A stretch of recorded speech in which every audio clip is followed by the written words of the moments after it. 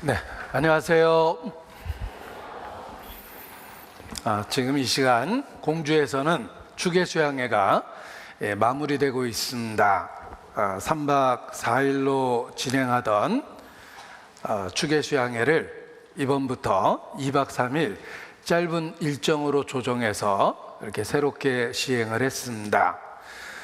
첫날 3시에 첫 말씀이 시작되었는데 이미 많은 분들이 참여해서 3시에 첫 말씀 진행하는데 아무런 문제가 없었습니다.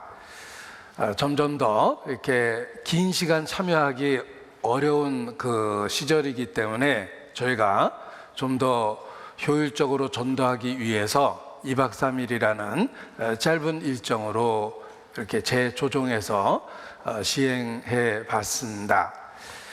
많은 분들이 참여해서 별 어려움 없이 추계수양회가 잘 진행되었습니다. 저도 지난 그 주간 홍콩 선교를 잘 마치고 돌아왔습니다. 홍콩 교회가 어려운 가운데 세워져서 그럼에도 불구하고 계속해서 교회가 그 자리를 지키고 또 많은 분들, 홍콩에 살고 있는 많은 분들이 그 작은 교회를 통해서 말씀을 들었습니다.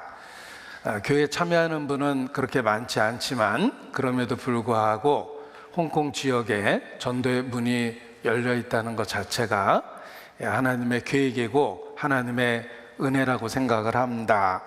이 집회를 진행하기 위해서 여러 언어가 사용되기 때문에 교제하고 전도하는 데는 어려움이 있습니다. 한국말이 있고 영어가 있고 또 홍콩 사람이 쓰는 광동어가 있습니다. 그리고 또 중국 정치적으로는 중국의 한 부분이기 때문에 중국에서 사용하는 보통어도 홍콩에서 사용되고 있습니다.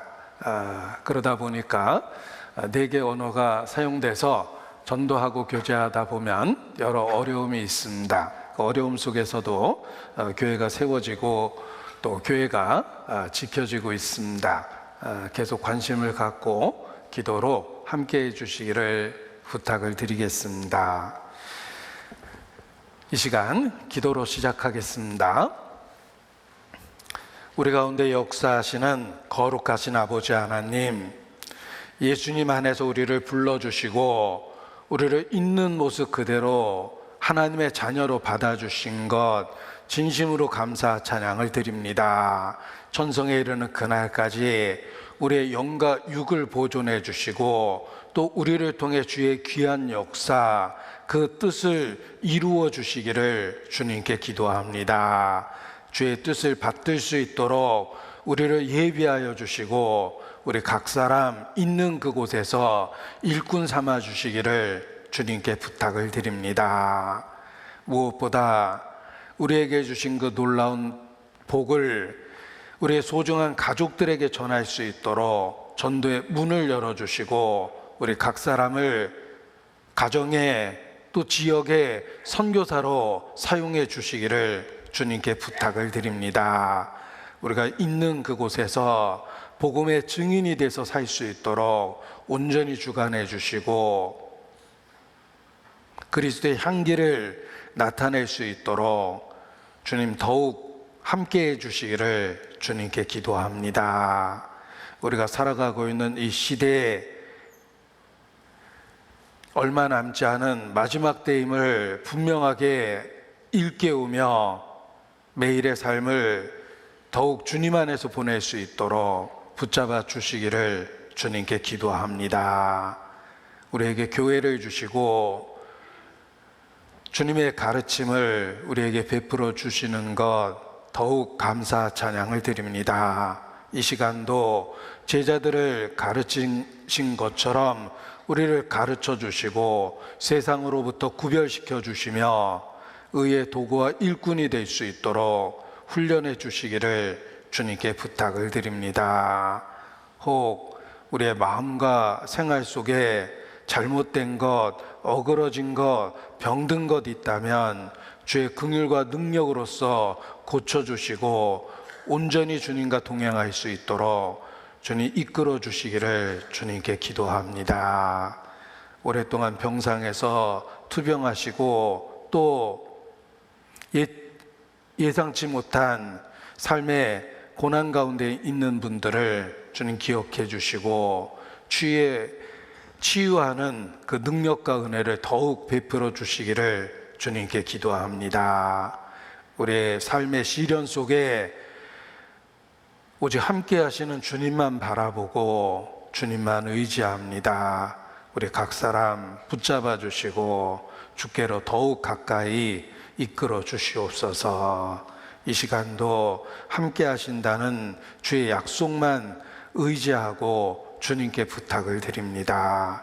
주의 영광만 나타내 주시고 주의 진리로만 가르쳐 주시며 우리 모두 더욱 새롭게 만들어 주시기를 주님께 기도합니다. 우리의 초라한 기도에 그리스도 안에서 응답하시는 주의 놀라운 은혜에 더욱 감사를 드립니다. 고마우신 우리 구주 예수님 이름으로 기도합니다. 아멘. 네, 성경 아가서 보겠습니다. 아가서 2장 15절 16절입니다.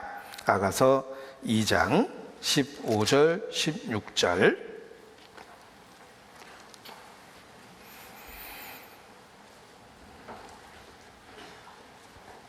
아가서 2장 15절 16절. 원래 제가 혼자 읽으려고 했는데 이렇게 좋은 말씀을 혼자 읽는 것도 죄다라는 생각이 들어서 함께 천천히 읽겠습니다. 우리를 위하여 여우 곧 포도원을 허는 작은 여우를 잡으라. 우리의 포도원에 꽃이 피었음이니라.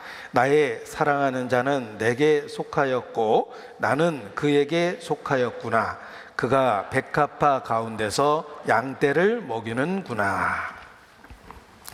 테슈바.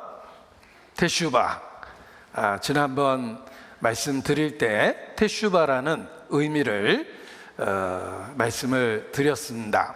테슈바는 히브리어로 회개라는 의미를 갖습니다. 하나님께 돌이킨다라는 의미를 갖고 있는데 지금 우리가 보내고 있는 이 시간이 테슈바의 한 부분입니다. 유대인은 대속죄일이라는 1년 중에 가장 중요한 절기를 갖고 있습니다. 유대 달력으로 7월 10일 그날이 욤 키푸르라고 일컬어지는 대속죄일입니다. 하나님 앞에 대속죄일을 맞이하기 위해서는 회개와 돌이킴과 새롭게 함이 필요합니다. 그래서 대속죄일 이전 40일 기간 동안 자기를 성찰하고 하나님 앞에 잘못된 것을 회개하고 돌이키는 시간을 갖습니다. 대속죄일 7월 10일 그 날짜로부터 40일 이전 그 기간을 테슈바라고 해서 자기 성찰과 회개의 시간을 갖는 것입니다. 유대 절기로 대속죄일이 유대 달력으로 7월 10일이며 우리가 사용하고 있는 양력으로는 10월 2일입니다. 오늘이 테슈바 기간 40일 중에 36번째 해당되는 날입니다. 그리고 이제 4일 뒤가 유대인들의 가장 그 절기 중에 중요한 욤키푸르 대속죄일입니다. 그래서 우리가 살고 있는 지금 이 시간이 갖고 있는 그 의미를 한 번쯤 일깨워볼 필요가 있습니다. 그래서 테슈바라는 유대인의 절기에서 사용하는 말을 설명을 드렸던 것입니다. 테슈바는 회개와 돌이킴의 뜻이며 속죄일 이전 40일 기간을 의미한다. 이 40일은 30일과 열흘로 구별되며 전체가 40일입니다. 30일은 나팔절, 30일은 유대인들의 나팔절 이전 30일이고 나머지 열흘은 나팔절 이후 열흘입니다. 그래서 전체적으로 40일이 되는데 하나님을 사람 간에 지은 죄에 대한 회개 이게 30일 동안 이루어질 일이고 그리고 나팔절 이후 열흘은 하나님 앞에 지은 죄, 하나님 앞에 자신을 살펴보는 기간이 열흘입니다. 그래서 회개의 기간이 총 40일 이렇게 되어 있습니다. 유대인 절기상 속죄일은 가장 중요한 1년 중에 가장 중요한 날입니다. 사느냐 죽느냐를 결정하는 날이 속죄와 관련되어 있기 때문에 그렇습니다. 그래서 30일은 6월 1일부터 30일까지 해서 30일이고 열흘은 7월 1일부터 7월 10일까지 해서 속죄일 이전 40일 기간을 의미합니다. 욤키푸르, 이날에 중동에서 전쟁이 일어났습니다. 그 이유는 군인들까지도 다 금식하고 하나님 앞에 자기 성찰의 시간을 갖는 기간이기 때문에 아랍이 그것을 노리고 그날 쳐들어왔기 때문에 그렇습니다. 유대인들의 1년 중에 가장 중요한 날, 그 날이 바로 욤키푸르라고 일컬어지는 대속죄일입니다. 욤은 날이라는 뜻입니다. 한 날, day. 속죄가 한 날, 하루에 이루어진다는 것은 예수 그리스도를 통해서 인류의 모든 죄를 용서하시는 것은 한 날에 이루어질 거라는 것을 예표한 겁니다. 그날에 한 날에 세상의 모든 죄를 없이 할 것을 예표하셨습니다. 예수님이 십자가에 죽으시는 그날 다 이루었다고 소리친 것이 바로 속죄가 이루어진 것을 선언한 것입니다. 예수 그리스도의 속죄 사역을 욤키푸르라는 절기를 통해서 예표하고 예증하고 그리고 증거해 주시는 것입니다. 이 속죄일, 일곱째 달 열흘날은 속죄일이니 너희는 성회를 열고 거룩한 모임을 열고 스스로 괴롭게 하며 여호와께 화제를 드리고, 스스로 괴롭게 한다, 이것이 회개의 의미입니다. 자기 성찰과 회개, 새롭게 함, 이런 의미를 갖고 있습니다. 그래서 레위기 23장 27절에 속죄일에 대한 가르침이 분명하게 반복돼서 기록되어 있습니다. 그래서 그날 이스라엘 역사 속에 전쟁이 일어난 사례도 있습니다. 1973년 4차 중동 전쟁을 욤키푸르 전쟁이라고 부릅니다. 테슈바. 그래서 유대인들은 그날 통곡하고 마음을 찢고 하나님 앞에 돌이키는 시간을 갖습니다. 이것이 유대인들의 테슈바에 대한 개념입니다. 욥기에 보면 엘리후가 욥에게 하는 말 중에 대속함을 얻을 일이 큰즉 내 스스로 그릇되게 하지 말지니라, 이런 그 경계를 합니다. 대속함을 받을 일이 큰즉 스스로 그릇되게 하지 마라. 인간은 하나님 앞에 아주 중요한 그 문제를 해결해야 됩니다. 죄를 해결해야 됩니다. 그 죄를 해결함을 받을 수 있는 유일한 방법은 대속이라는 하나님이 정하신 법입니다. 그래서 여러 논쟁을 하다가 엘리후가 경고합니다. 욥에게 경고합니다. 당대 의인이었지만 그도 하나님 앞에 죄를 해결해야 될 한낱 죄인이었습니다. 그래서 욥에게 대속함을 받을 일이 큰데 스스로 그렇게 함부로 말하거나 생각하지 마라. 자기 성찰의 시간을 가져라. 네가 지금 하는 말과 태도는 악인의 행동과 똑같지 않느냐. 자기를 돌아봐야 된다라고 일깨운 겁니다. 그 엘리후의 메시지가 주님의 재림을 기다리는 모든 성도에게 동일하게 적용됩니다. 대속함을 받을 일이 큰즉 스스로 그릇되게 하지 마라. 혹 우리의 삶과 태도가 악인의 모습은 아닌지 주의 재림을 앞두고 자기 자신을 항상 돌아봐야 되는 것입니다. 그것이 테슈바라는 절기를 주신 의미입니다. 그래서 통곡과 자기 성찰의 시간, 곧 주님이 오시기 때문에 그렇습니다. 그것을 나팔절로 일깨워 주신 것입니다. 자, 나팔절은 유대인의 새해입니다. 새해가 시작됐습니다. 유대인들은 9월쯤에 새로운 달력을 만듭니다. 전 세계에 그런 나라는 이스라엘밖에 없습니다. 우리는 다 양력을 따라서 1월 1일을 새해 시작이라고 Happy New Year, 새해라고 이야기하는데, 유대인만이 그들의 계산법을 따라서 7월 1일, 양력으로는 9월, 10월경입니다. 그날 새해를 맞이합니다. 그래서 그 다른 기준이 세상 모든 사람들에게 한 번쯤 다시 생각하게 만들어주는 겁니다. 왜 그날을 새해라고 이야기할까? 주님이 오시면 새하늘과 새 땅이 시작된다는 걸 전 세계에 메시지를 주는 것입니다. 올해 새해는 9월 23일이었습니다. 이제 지난 지 며칠 안 됐습니다. 그리고 유대인들은 드디어 새해를 맞이했는데 5786년 유대력으로, 우리는 태양력으로 2025년을 지내고 있지만 유대력으로는 5786년이 시작된 것입니다. 그래서 9월 23일 일몰부터 9월 24일까지 일몰까지 유대인들의 새해였습니다. 샤나토바, 새해 복 많이 받으세요라는 인사를 유대인들은 샤나토바라고 이야기합니다. 그들은 달콤한 과자를 먹습니다. 그리고 사과를 꿀에 찍어 먹습니다. 사과도 달고 꿀도 단데, 사과와 꿀을 같이 먹고 달콤한 과자를 먹는 것은 그날 진정한 행복이 시작된다. 새나라, 새하늘과 새 땅이 시작된다. 그날이 있다라는 것을 나팔을 불어서 일깨우는 겁니다.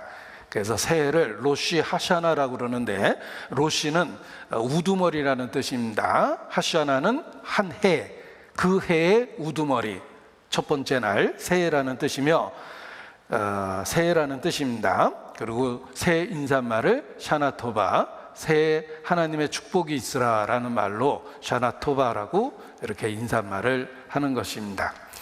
지금이 유대인들의 새로운 한 해를 맞이한 그때니까 우리도 한번 서로 인사를 나눠보겠습니다. 서로에게 샤나토바 한번 해보시죠.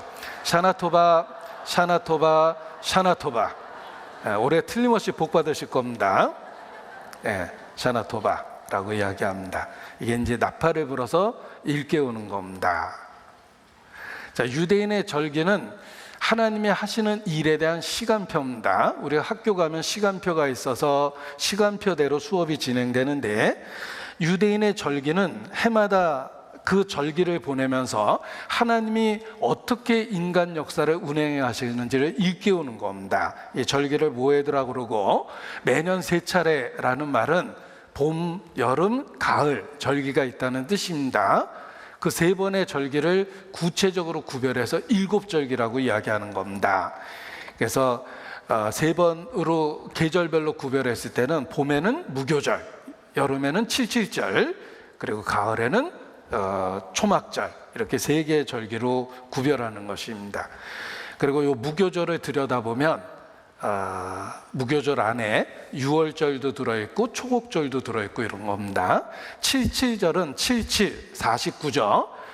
7이 7번 지나가는 그 해, 7이 7번 지나간 그 다음에, 그래서 77절을 50번째 날이라고 해서 오순절, 5오자에 열순자입니다. 오순절이란 말 자체는 어렵지만 한자로는 명확합니다. 50일째 되는 날. 그래서 영어로도 펜타코스트라고 합니다. 펜타라는 말이 펜타곤이라는 말처럼 5라는 숫자와 관련이 있기 때문에 그렇습니다. 이 77절이 오순절입니다. 성령이 오신 그때입니다. 그리고 초막절, 새로운 새하늘과 새 땅이 시작된다는 가을 절기가 있는 것입니다.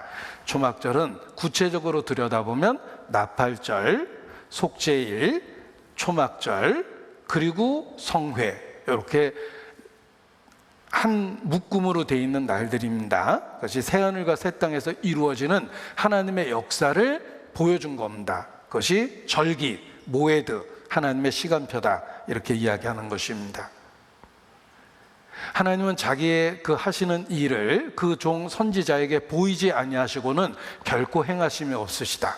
하나님은 자신이 하시는 일을 자신의 사람들에게 계시 가르쳐 준다. 침묵하시는 하나님이 아니죠. 하나님이 가라스되, 하나님은 수천 번 말씀하십니다. 알려주십니다. 명확하게 알려주십니다. 그 시간표에 맞게 하나님의 사람은 살아야 된다.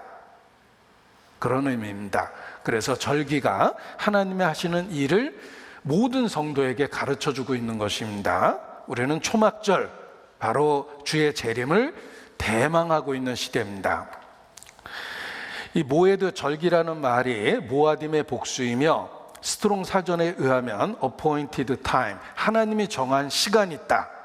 뭔가 그때 무슨 일을 하신다, 이런 뜻입니다. 하나님의 하시는 일을 우리에게 알려주기 위해서 절기를 주신 것입니다. 자, 사진 하나를 보여드리겠습니다. 역사 속에 있었던 큰 사건입니다. 자, 무슨 생각이 나십니까? 이 거대한 배가 침몰하고 있습니다. 이 거대한 배가 침몰하고 있는데, 역사 속의 타이타닉, 이게 실제로 사고가 났을 때 뉴욕 타임스 기사입니다. 타이타닉이 대서양을 건너오다 이 지점에서 침몰했는데 1912년 4월 14일 있었던 일입니다. 총 승객 2224명 중에 살아난 사람은 710명이고 죽은 사람이 1514명입니다. 끔찍한 사건이죠. 이 타이타닉은 20세기가 시작되면서 가장 큰 비극적 사건으로 기록됩니다. 1500여 명 이상 사고로 죽었기 때문입니다. 온 세계가 충격을 받았습니다. 타이타닉은 건조될 때부터 절대로 침몰하지 않는 배라는 확신이 있었습니다. 그렇게 큰 배를 처음으로 만들었기 때문에 그렇습니다. 그래서 교만한 사람들은 신이라도 이 배를 어쩔 수 없을 것이다 라는 표현까지 썼습니다. 절대로 침몰하지 않을 것 같은 그 거대한 배가 사고로 침몰한 것입니다. 침몰해서 많은 사람이 죽은 이유를 후대의 사람들은 분석을 했습니다. 여러 원인이 겹쳐져서, 단 한 가지 원인은 아니었습니다. 여러 원인이 겹쳐져서 그렇게 많은 사람이 죽었습니다. 그 중에 하나, 그들은 꼭 해야 될 비상시 대피 훈련을 전혀 하지 않았다라는 기록이 있습니다. 원래 그런 위험한 항해를 할 때는 끊임없이 주기적으로 대피 훈련을 해야 됩니다. 그래서 그 배에 탄 그 선원들은 그 훈련을 더 강도 높게 반복적으로 해야 되고, 심지어는 그 탄 승객들에게조차도 대피 훈련을 해서 유사시를 대비해야 됩니다. 우리 비행기 탈 때 혹 이 비행기가 떨어지거나 바다에 비상 착륙할 경우에는 어떻게 해야 될지를 꼭 이야기를 해준다. 여러 번 여행하시는 분은 그걸 외울 정도로 이야기가 익숙합니다. 왜 해마다 비행기를 탈 때마다 재수없는 얘기를 할까? 비행기가 떨어지면이라는 추락의 경우를 이야기하니까 섬뜩합니다. 그것은 그럴 가능성이 있기 때문에 하는 겁니다. 그런데 타이타닉은 기본 원칙을 지키지 않았습니다. 한 번도 예비 연습을 한 번도 실행하지 않았다. 이렇게 사고 원인 중에 들어 있습니다. 그 이유가 있습니다. 설마 이 거대한 배가 침몰할 수 있을까? 이 배는 절대로 침몰하지 않는 배라는 근거 없는 믿음이 있었기 때문에 그들은 사고 대비 훈련을 한 번도 하지 않았다라고 되어 있습니다. 설마 이 거대한 배가 침몰할까 이렇게 생각했기 때문에 그런 큰 사고를 당했던 것입니다. 자, 일본은 지진 대비 훈련을 반복적으로 합니다. 일본에 잠깐 여행하신 분도 지진을 경험하신 적이 있을 겁니다.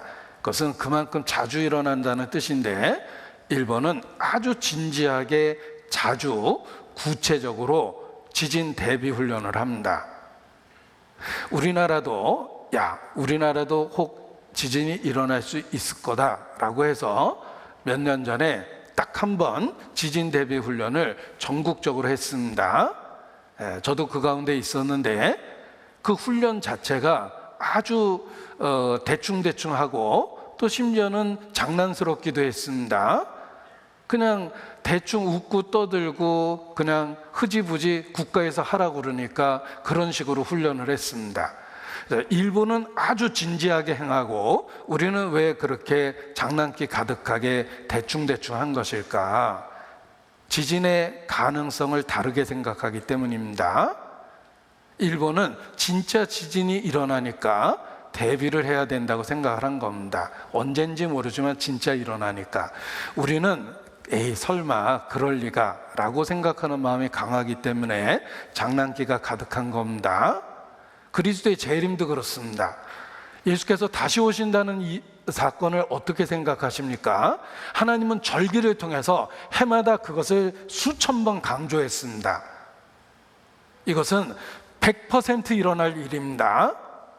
따라서 100% 일어날 일이기 때문에 해마다 일깨우는 것이 결코 헛일이 아니고 어리석은 것이 아닙니다. 시간 낭비가 아닙니다. 100% 일어날 일이기 때문에 그렇습니다. 단지 언제 어느 때에 일어나는지 모르는 것뿐이지 일어날 가능성은 100%입니다. 하나님이 하시는 일이기 때문에 그렇습니다. 그 100%라는 발생 가능성 앞에서 적어도 1년에 한 번쯤은 자기 성찰, 자기를 돌아보고 회개하고 통곡하고 새롭게 하는 시간이 필요합니다. 그러한 목적으로 절기를 주신 것입니다. 그리고 그 사실을 성경에 기록해 주신 것입니다. 예수님의 모든 행적은 절기를 따라서 이루어졌습니다. 예수님이 3년 반의 공생애를 보냈다. 어떻게 합니까? 성경에 써 있습니까? 3년 반? 그거 어떻게 계산한 거죠? 예수님의 생애를 쭉 분석해 보면 예수님이 예루살렘에 해마다 왔던 기록이 있습니다. 아무 때나 온 게 아니라 절기에 따라서 오신 겁니다.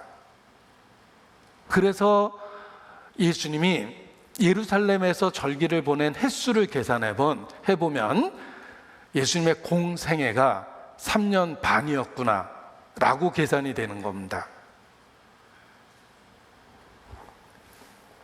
예수님의 생애 자체도 하나님이 정한 시간표에 따라서 해마다 그것을 지켰다는 것입니다. 그래서 하나님이 하시는 그 일을 100% 믿고 있었기 때문에 해마다 그것이 연습이 될지라도 유월절에는 유월절을 지키고 초막절에는 초막절을 지키고 절기에는 예루살렘에 와 계셨던 것입니다. 우리는 예수님을 믿습니다. 예수님이 다시 오심을 믿습니다. 따라서 테슈바, 그 기다리는 삶이 테슈바라는 40일의 기간처럼 되어야 됩니다. 특정한 40일이 아니라 성도의 삶 그 자체가 테슈바가 되어야 됩니다. 왕의 대관식은 일회성을 갖지 않습니다. 왕은 대관식을 딱 한 번 하지만 끊임없이 리허설을 하고 마침내 대관식을 합니다. 예수님은 왕 중의 왕입니다. King of Kings입니다. 왕 중의 왕입니다. 세상의 잠깐의 권력도 대관식을 하는데 왕 중의 왕이 다시 오시는 사건을 이 땅의 성도들은 해마다 일깨워야 됩니다. 마라나타, 주여 오시옵소서. 성도의 삶은 아침에 눈 뜰 때마다 마라나타가 되어야 됩니다. 우리는 의에 건한 바 사하늘과 새 땅을 바라보도다. 아침에 그러하고 눈을 떠야지만 성도로서의 삶을 살게 됩니다. 군인도 아침에 일어나면 자신이 군인이라는 것을 일깨우면서 일상을 시작합니다. 군인의 길이 있기 때문에 그렇습니다. 성도도 마찬가지입니다. 우리의 매일의 시작은 마라나타로 시작해야 됩니다. 혹시 주님 오늘 오시렵니까? 100% 이루어질 일이기 때문에 매일 연습한다고 해서 잘못된 게 아니라는 것입니다. 우리는 주님을 곧 맞이할 것처럼 그렇게 살아야 됩니다. 너희가 회개하고 돌이켜 새롭게 함을 받으라. 그리하면 주 앞에 유쾌하게 되는 날이 이르를 것이다. 우리가 회개하고 돌이켜 새롭게 함을 받는 그 시간이 매일매일의 삶이며 그것이 그리스도의 재림을 100% 믿는 사람의 신앙 고백입니다. 너희는 여호와께로 돌아오라. 마음을 찢고 여호와께로 돌아오라. 그것이 그리스도인의 생활이라고 이렇게 말할 수 있습니다.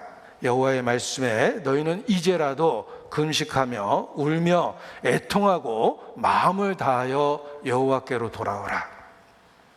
여호와께로 돌아오라 라는 말 앞에 수식어가 많죠.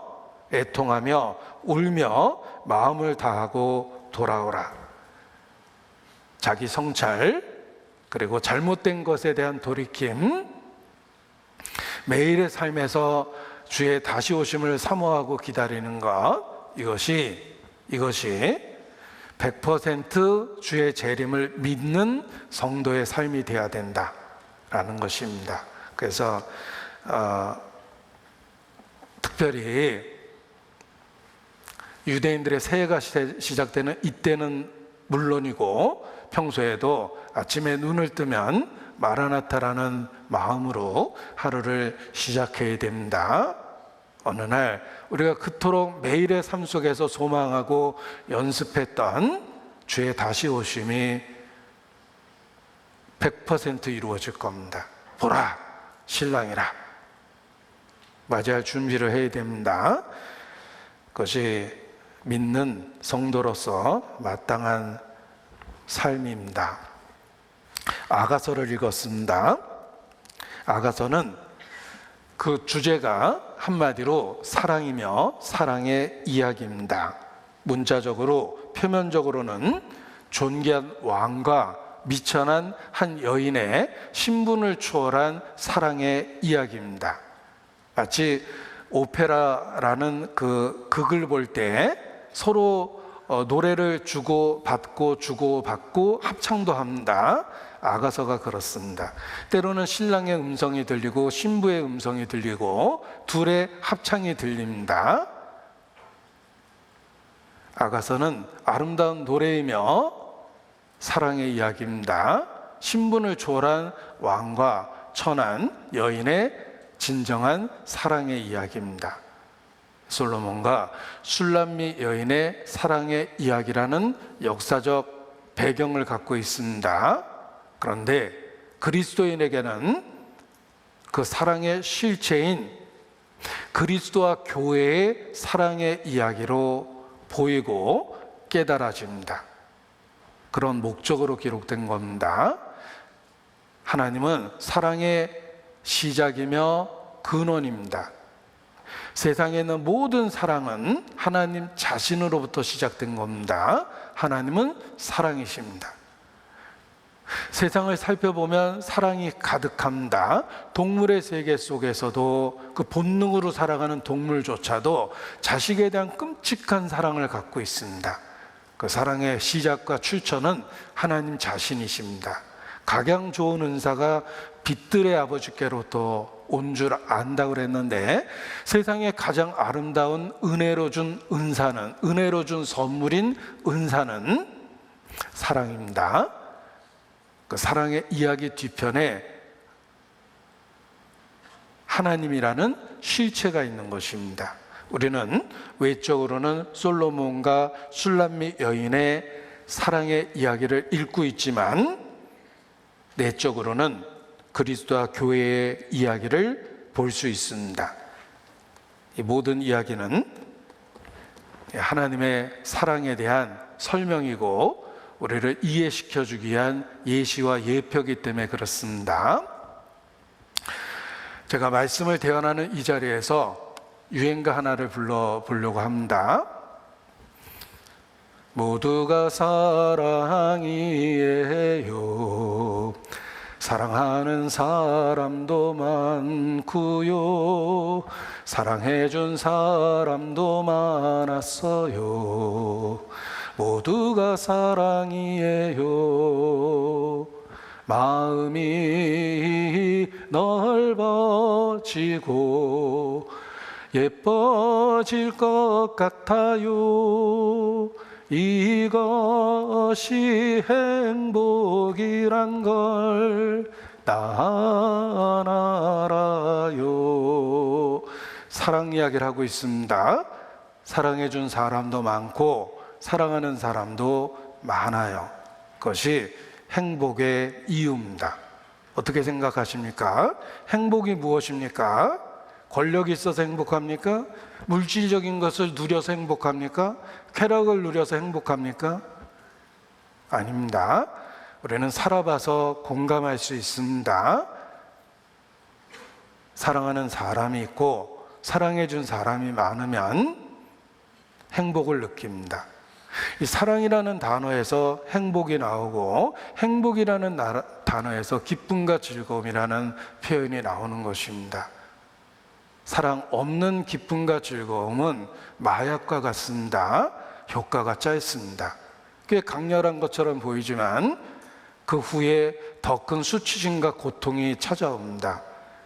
사랑을 근거로 한 행복, 사랑에서 출발한 기쁨과 즐거움이 진정한 기쁨과 즐거움입니다.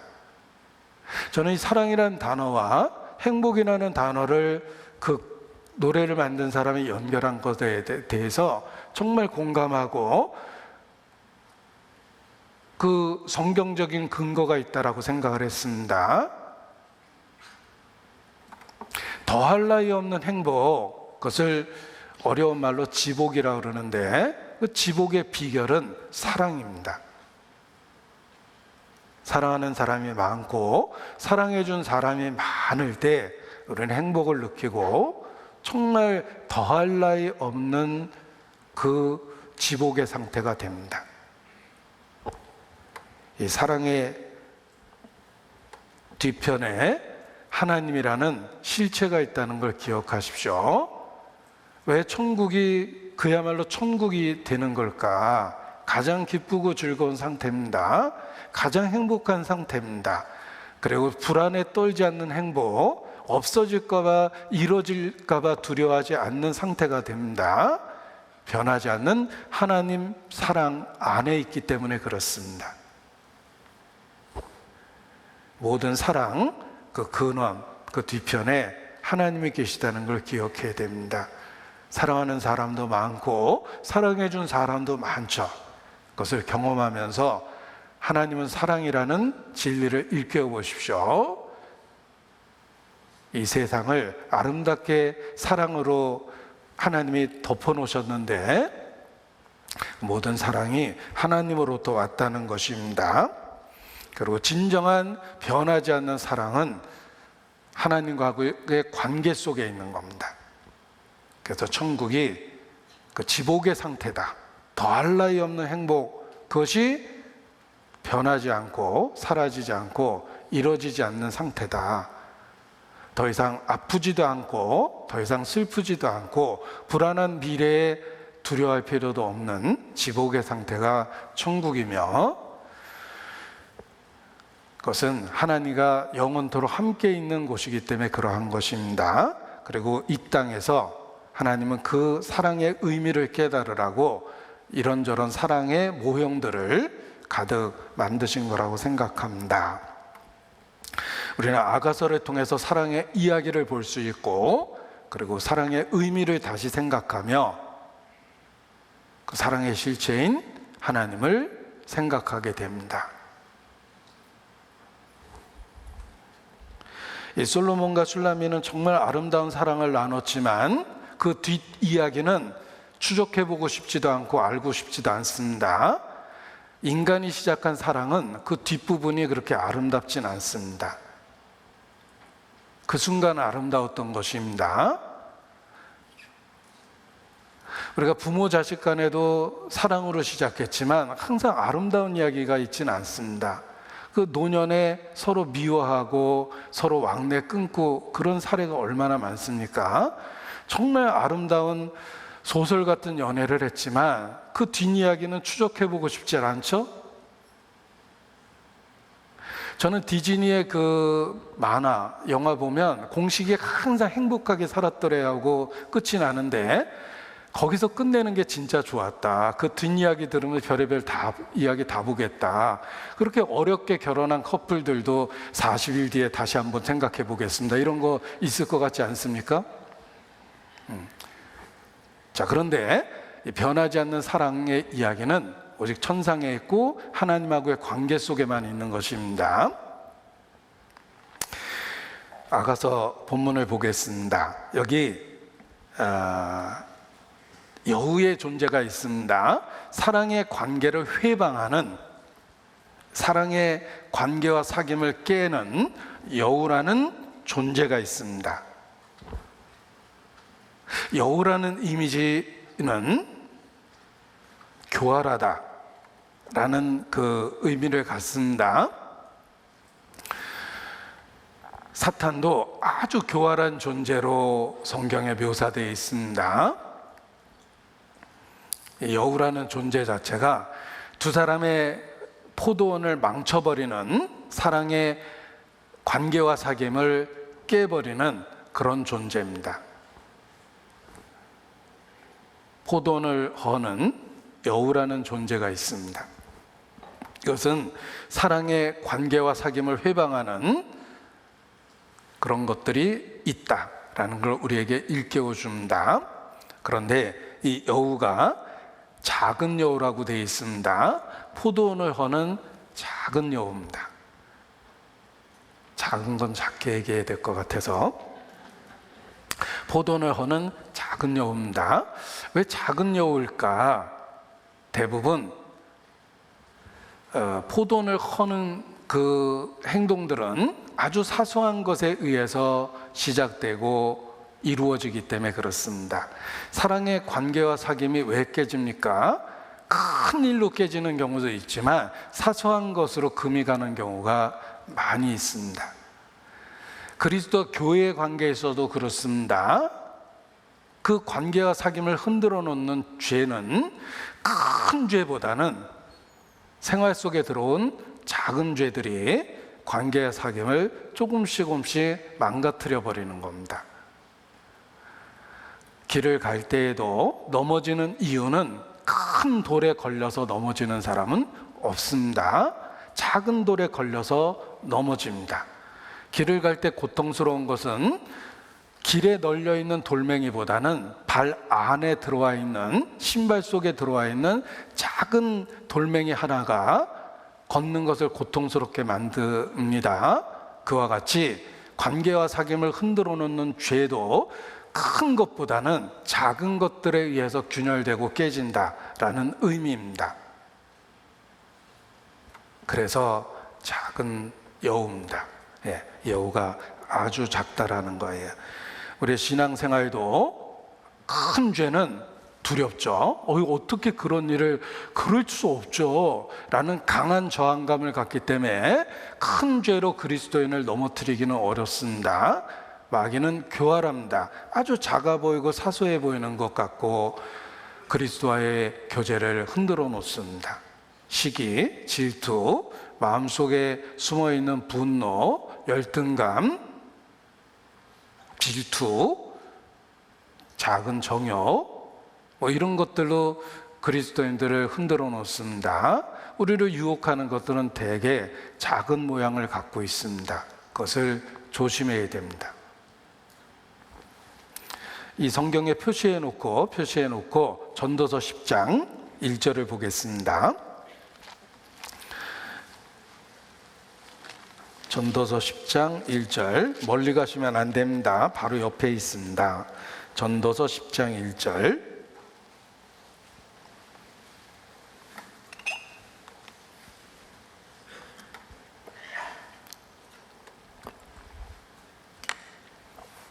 함께 읽습니다.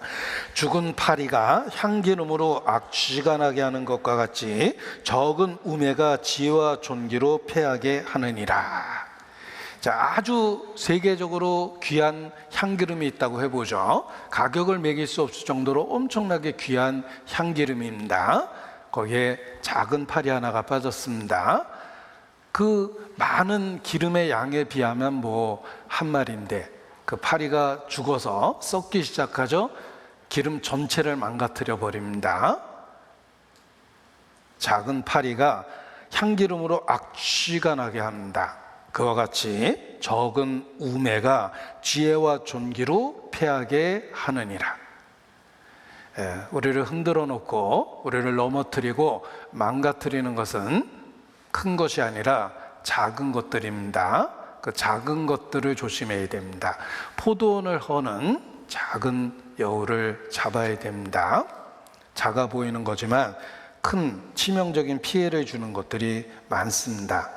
자, 우리 시대 성도에게 작은 여우가 무엇일까? 그리스도인이 설마 불상에다 대고 절하거나 우상 숭배하진 않을 겁니다. 그리스도인들을 유혹하는 작은 여우가 있습니다. 작아 보이지만, 사소해 보이지만 그것이 그리스도와의 친밀한 교제를 흔들어 놓거나 깨버립니다. 그것이 무엇이라고 생각합니까? 우리 시대에는 이 전자기기가 만들어내는 유혹이 많습니다. 휴대폰, 컴퓨터, 인터넷, 유튜브.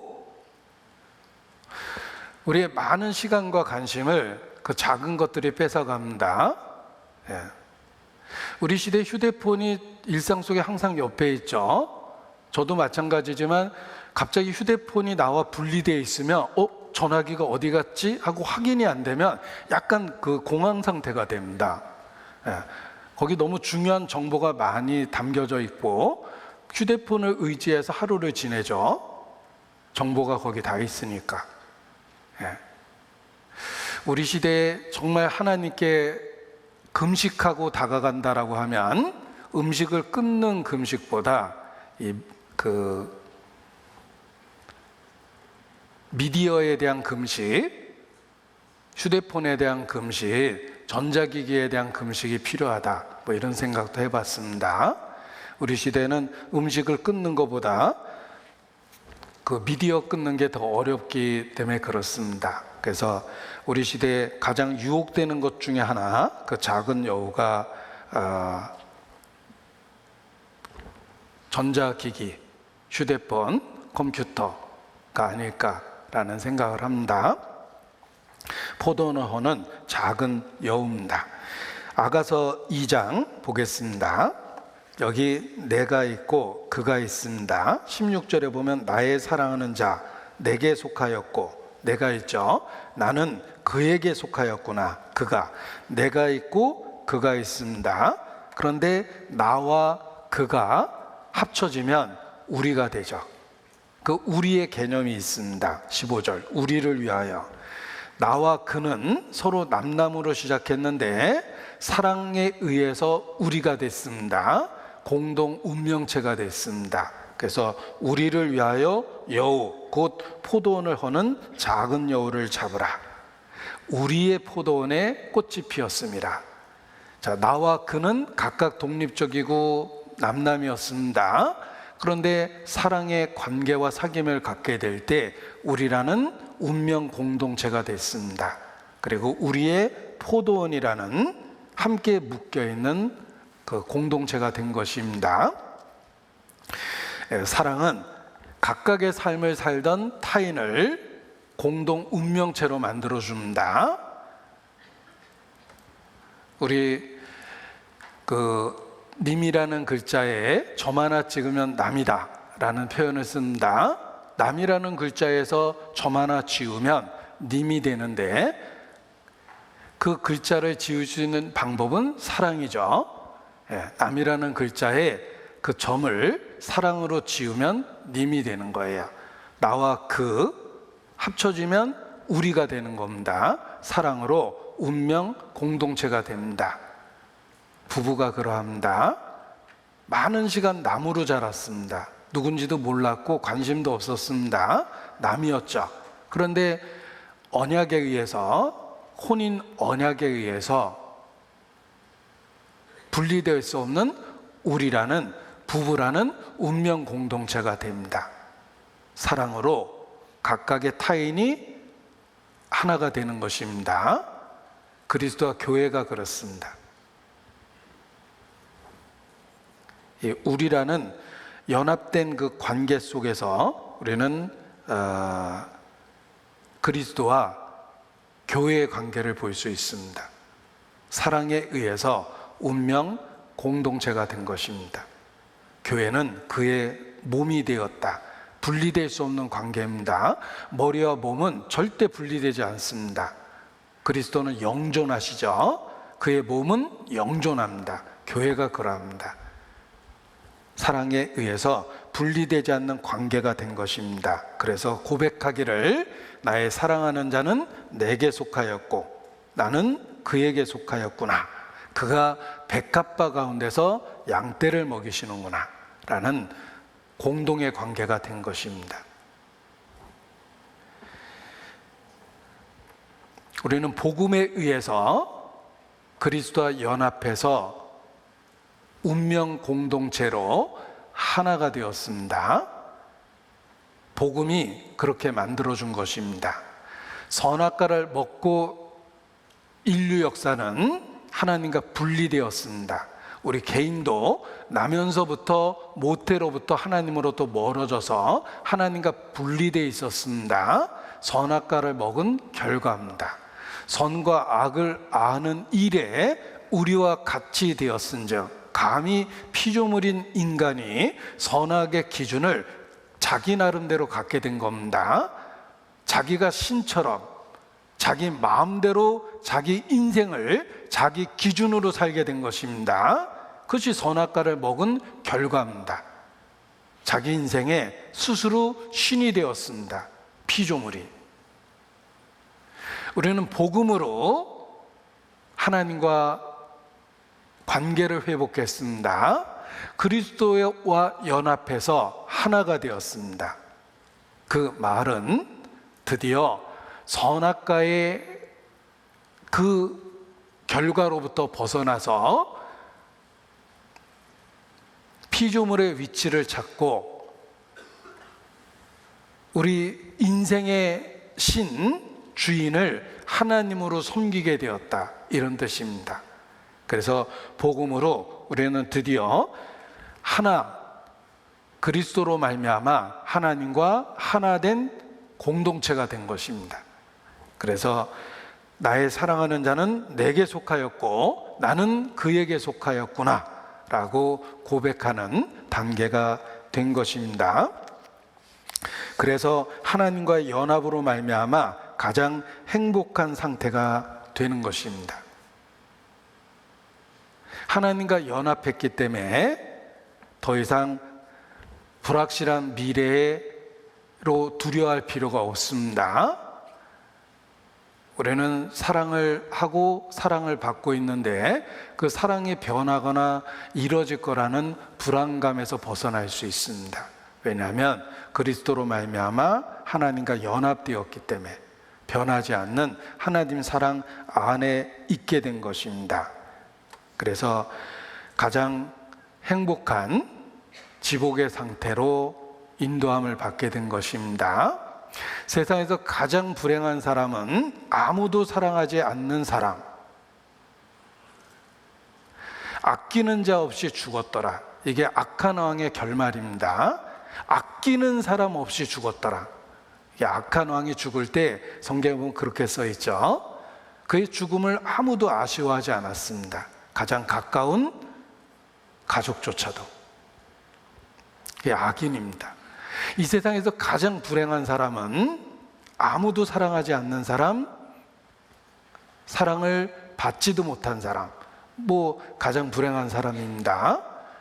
우리는 가장 행복한 사람이 될 수밖에 없습니다. 왜냐하면 하나님하고의 운명 공동체가 되었기 때문에 그렇습니다. 그것은 변하지 않고 잃어버리지 않는 것입니다. 그래서 지복의 상태에 이르게 된 것입니다. 그것이 나의 사랑하는 자는 내게 속하였고 나는 그에게 속하였구나 라는 고백입니다. 자, 그런데 이러한 사랑이라는 운명 공동체는 더 성장하고 성숙하고 더 자라가는 그런 특징이 있습니다. 자녀를 키워보면 공감할 수 있죠? 아이가 뱃속에 있을 때부터 나는 그 아이를 사랑했습니다. 그 아이가 생겼다는 것 자체만으로도 나는 기쁨을 느꼈고, 그 태어나지도 않는 아이에 대한 애정을 갖고 아이가 태어나서 드디어 대면했을 때 엄청난 감격을 받았습니다. 그리고 그 아이와 살과 살을 맞대면서 삶을 살아가면서 그 사랑이 점점 깊어집니다. 같은 대상인데 뱃속에 있었을 때 사랑한 거하고 태어났을 때 사랑한 거하고 인생을 같이 살아가면서 갖고 있는 사랑하고 비교해 보십시오. 사랑이 성장하고 성숙하고 열매를 맺었다는 표현에 대해서 공감할 겁니다. 이 사랑은 더 무한히 자라는 특징을 갖고 있습니다. 그래서 보고 있어도 보고 싶고 라는 표현을 쓰는 거예요. 함께 있어도 함께 있고 싶은 그 마음이 더 강하게 생깁니다. 사랑이 성장하고 성숙하는 특징을 갖고 있습니다. 그리스도와 교회의 관계가 그렇습니다. 그것은 성장하고 성숙하고 열매를 맺는 과정을 겪습니다. 30배, 60배, 100배 그렇게 성장하는 과정을 겪게 됩니다. 우리는 사랑의 대상에게 더 가까워지고 더 소중해지며 그 사랑의 관계가 더 깊어집니다. 이미 많은 사랑을 했지만 지금도 사랑하고 앞으로도 사랑할 거예요. 부모와 자식이라는 관계 속에서 우리는 그 말을 공감하고 이해할 수 있습니다. 그 뒤편에 하나님의 사랑이 있다는 걸 기억해 보십시오. 이미 주신 사랑도 놀랍고 현재도 그 사랑 가운데 있고 앞으로도 그 변하지 않는 사랑 속에서 그 사랑이 더 증식돼 갈 겁니다. 처음과는 다르게 더 크고 깊어지는 거예요. 그 사랑의 넓이와 높이와 깊이 그 어떠함이 달라집니다. 이것이 그리스도와 성도의 관계입니다. 보십시오. 2장 16절 나의 사랑하는 자는 내게 속하였고 나는 그에게 속하였구나. 6장 3절 나의 사랑하는 자에게 나는 나의 사랑하는 자에게 속하였고 나의 사랑하는 자는 내게 속하였다. 7장 10절 나는 나의 사랑하는 자에게 속하였구나. 그가 나를 사모하는구나. 자, 이 세 구절을 비교해 보십시오. 얼핏 읽으면 똑같은 구절 세 번을 읽었다고 착각이 생길 정도로 비슷하죠. 그런데 잘 반복해서 읽고 분석해 보면 처음에는 순서가 바뀝니다. 첫 번째 언급한 것과 두 번째 언급한 것은 순서가 바뀌어요. 그리고 세 번째 언급할 때는 첫 부분의 묘사가 없어져요. 어떤 의미를 갖고 있습니까? 우리가 그리스도 안에 있는 하나님의 사랑을 깨달을 때 똑같은 경험을 하게 됩니다. 먼저 하나님이 나를 사랑하셨다는 걸 알게 됩니다. 나는 하나님에 대해서 무관심했는데 그러한 나를 하나님이 먼저 사랑해 주셨습니다. 사랑은 하나님께 있었습니다. 그가 먼저 우리를 사랑해 주셨습니다. 그 사랑을 받고 반응하고 화답하다 보니까 나도 하나님을 사랑하게 되었습니다. 그리고 신앙이 더 성장하면 하나님에 대한 나의 사랑의 고백만 남습니다. 비록 그가 침묵하실지라도 나는 여전히 주님을 사랑할 수밖에 없는 상태가 됩니다. 사랑이 더 깊어졌다는 의미를 갖는 거예요. 이 세 말씀을 비교해 보면 사랑이 과정을 거쳐서 더 깊어졌다는 걸 깨닫게 됩니다. 먼저는 상대방이 자신을 사랑한다는 것을 알게 된 겁니다. 그래서 그 사랑에 반응을 한 거예요.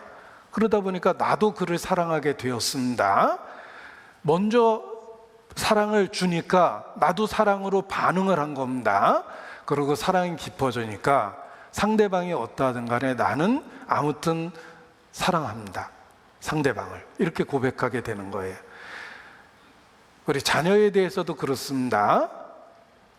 자녀가 혹 나한테 상처를 주고 침묵한다 하더라도 내가 아비니까, 내가 어머니니까 아무튼 나는 철없는 내 아이, 내 사랑에 대해서 반응조차 못하는 아이일지라도 그냥 아이를 사랑하고 사랑하다 가야 되겠다, 그런 생각이 듭니다. 이 사랑의 깊이가 달라졌다는 걸 우리에게 보여주는 것입니다. 우리의 신앙도 처음에는 먼저 주신 사랑에 대한 화답입니다. 하나님이 나를 엄청나게 사랑하셨는데 나는 거기에 수용, 단지 받아들인 거예요. 화답한 거, 반응하고 화답한 것 뿐입니다. 그런데 그리스도를 알아가면 알아갈수록 그분을 사랑할 수밖에 없습니다. 내가 나를 사랑하느냐? 예수께서 물으셨을 때 베드로의 고백처럼 내가 주를 사랑하는 줄 주께서 아시나이다.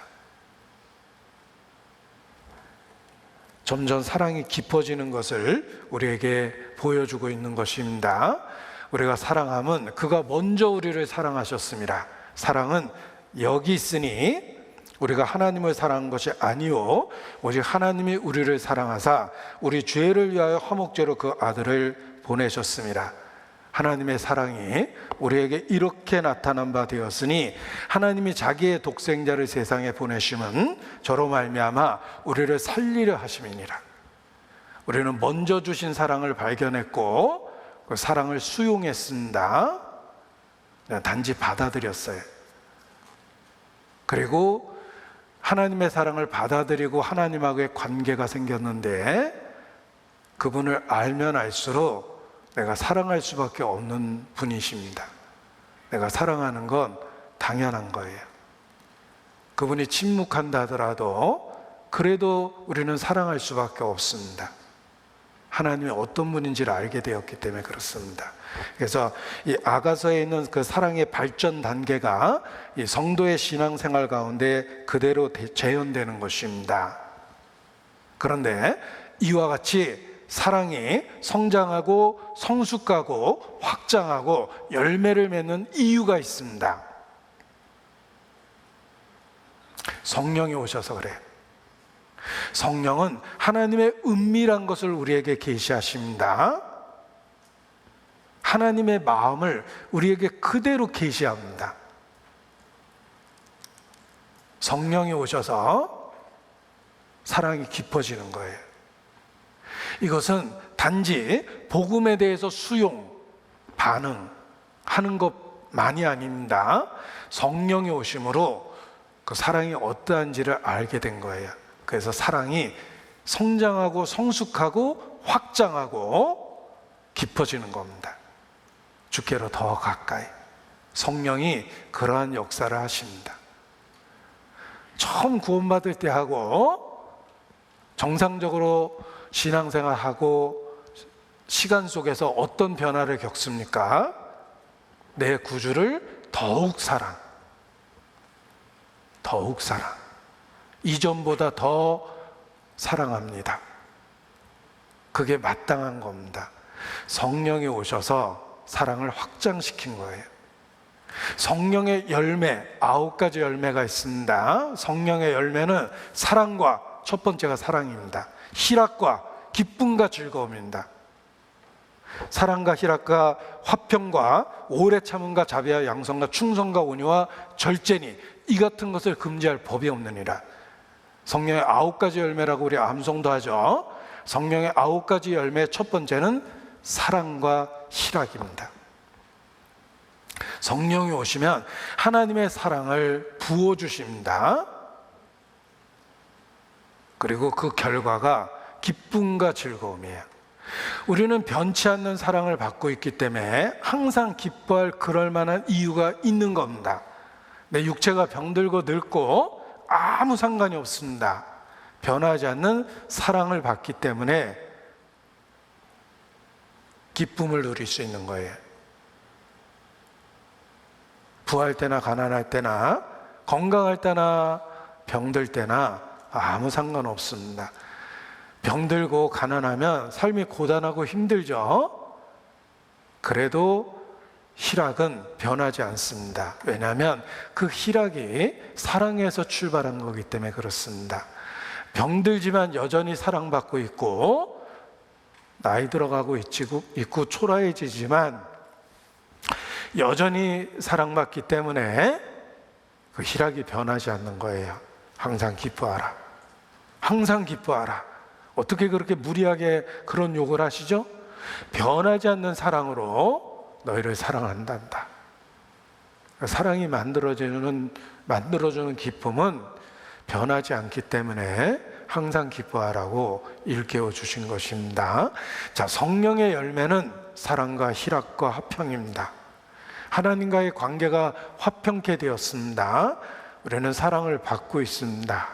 그 사랑이 놀라운 건 아직도 죄인 되었을 때, 아직도 연약할 때, 하나님과 원수 되었을 때 제대로 자기가 지은 죄조차 회개조차 못한 상태에서도 그리스도는 여전히 우리를 사랑하십니다. 그게 성령의 증거예요. 성령이 오셨기 때문에 사랑과 희락과 화평이 우리 마음에 유지되는 것입니다. 성령으로 말미암아 우리는 그 사랑의 넓이와 길이와 높이 그리고 깊이의 어떠함을 깨달아서 그의 충만한 데서 충만함을 받게 돼서 신앙이 변하지 않는 것입니다. 에베소서 3장 16절입니다. 에베소서 3장 16절.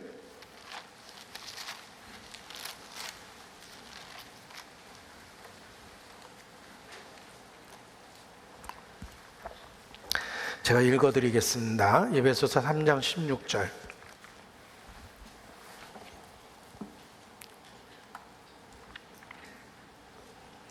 그 영광의 풍성을 따라 그의 성령으로 말미암아 너희 속사람을 능력으로 강건하게 하옵시며 믿음으로 말미암아 그리스도께서 너희 마음에 계시게 하옵시고 너희가 사랑 가운데서 뿌리가 박히고 터가 굳어져서 능히 모든 성도와 함께 지식에 넘치는 그리스도의 사랑을 알아 그 넓이와 길이와 높이와 깊이가 어떠함을 깨달아 하나님의 모든 충만하신 것으로 너희의 충만하게 하시기를 구하노라. 자, 우리가 충만해야 되죠.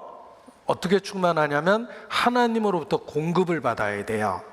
만물의 공급자이십니다. 하나님의 충만하신 것으로부터 충만함을 받게 되는데 어떻게 충만하게 되냐면 그리스도의 사랑의 넓이와 길이와 높이와 깊이의 어떠함을 깨달아 가면서 충만해지는 겁니다. 그런데 그 사랑은 뿌리가 박히고 터가 굳어지는 것입니다. 점점 더 견고해지는 사랑이에요. 왜냐하면 시작 부분에 있었습니다. 16절. 그의 성령으로 말미암아. 성령과 사랑이라는 말과 연결시켜 보십시오. 그의 성령으로 말미암아 너희가 사랑 가운데 뿌리가 박히고 터가 굳어져서 그리스도의 사랑의 넓이와 길이와 높이와 그 깊이의 어떠함을 깨달아 충만한 것으로 충만하게 됩니다. 성령으로 충만하게 되죠. 그 과정 속에 사랑 안에서 뿌리가 박히고 터가 굳어지고 그 사랑의 넓이와 길이와 높이와 깊이가 어떠함을 깨달아 가는 것입니다. 성령의 첫 번째 열매는 사랑이에요. 성령 충만한 상태는 하나님의 사랑을 실질적으로 느끼고 사는 겁니다. 사랑받기 때문에 행복하다. 그리스도인이 그렇습니다. 늙고 병들고 초라해지고 현실이 흔들리는 건 그냥 삶이 고단할 뿐입니다. 고단하지만 그래도 행복해요. 사랑받고 있기 때문에 그렇습니다. 성령은 그 사랑을 실체가 되게 해주고 현실이 되게 해주고 그리고 성장하고 성숙하고 확장시켜 줍니다. 그래서 성령 충만하게 살 수 있는 것입니다. 우리는 예수 그리스도를 말로만 받은 게 아닙니다. 복음은 말로만 우리에게 주어진 것이 아닙니다. 예수 그리스도는 역사 속의 실체입니다. 실제로 오셨습니다. 죽고 부활하셨어요. 사실입니다. 복음은 말로 이루어진 게 아닙니다. 우리에게 그렇게 이루어졌습니다. 실체가 된 거예요. 이 복음이 말로만 너에게 이런 것이 아니라 능력과 성령과 큰 확신으로 되었다. 데살로니가 성도들을 그렇게 교훈했습니다. 지금도 그렇습니다. 우리가 복음이 교리로만 주어진 게 아닙니다. 정말 그럴듯한 아름다운 이야기로만 받은 게 아닙니다. 능력과 성령과 큰 확신으로 우리에게 주어진 것이 복음이에요. 그래서 하나님의 사랑을 실제적으로 느끼는 겁니다. 우리가 받은 사랑이 성장하고 있습니까? 성숙하고 있습니까? 확장하고 있습니까? 그 사랑이 매일의 삶에서 우리를 강권하십니까? 단지 교리뿐이라면 등불은 있는데 기름은 없는 미련한 자들입니다. 신랑이 왔을 그때 엄청나게 당황할 겁니다. 기름이 없었어요. 청함을 받은 자는 많되 택함을 받은 자는 적으니라. 복음으로 온 세상을 부르셨습니다. 청함을 받은 자는 많습니다. 그런데 정말 복음을 깨닫고 복음의 감동으로 살아가는 사람은 의외로 적습니다. 택함을 받은 자는 적으니라. 청함을 받은 자는 많되 택함을 받은 자는 적으니라. 그 어려운 말이 그런 뜻입니다. 성령은 하나님의 사랑을 우리에게 실체가 되게 해주고 성령의 교통하심을 통해서 내가 그 엄청난 사랑을 지금도 받고 있다는 걸 확실하게 일깨워 주십니다. 그래서 매일의 삶 속에서 사랑에 강권돼서 그리스도인으로서의 정체성을 갖고 신앙을 고백하고 살게 되는 것입니다. 성령의 교통하심을 통해서 복음을 실제로 만들어주는 겁니다. 그리고 복음의 내용 속에 그리스도가 십자가에 못 박혔다는 내용이 있죠. 그리고 부활하셨다는 내용이 있습니다. 그가 못 박히실 만큼 그 치명적인 죄가 나에게 있다는 걸 매일의 삶에서 일깨워 줍니다. 도저히 받아들일 수 없는 죄인을 받아주신 거예요. 그리스도가 죽지 않으면 결코 받을 수 없는 죄인을 받아주셨는데 그게 바로 내 자신입니다. 그래서 자기 죄에 대한 자각이 확실합니다. 성도의 특징이에요. 회개한 심령 속에 성령이 역사하는 그 심령 속에 죄에 대한 아픔과 통증과 슬픔이 있습니다. 그래서 십자가에 그리스도가 못 박혔다라는 걸 나의 이야기로 받아들일 수 있는 것입니다. 에레미야 31장 19절입니다. 에레미야 31장 19절.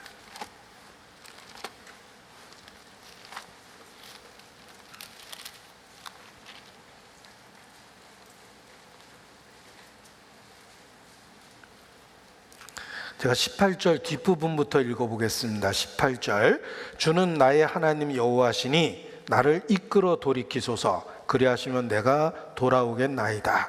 내가 돌이킴을 받은 후에 뉘우쳤고 내가 교훈을 받은 후에 내 볼기를 쳤사오니 이는 어렸을 때 치욕을 진 고로 부끄럽고 욕됨이니이다 하도다. 이 성령이 이끄시면 자기 상태를 직시하게 됩니다.